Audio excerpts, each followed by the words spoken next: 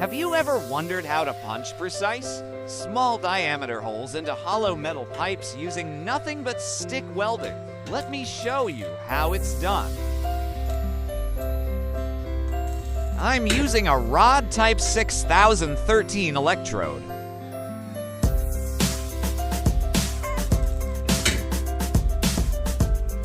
And here's the result. No need for drilling or extra tools, just pure skill and technique. Stick welding isn't just for joining, it's a versatile tool in any metal worker's arsenal. Don't forget to like and subscribe for more hands-on welding tricks.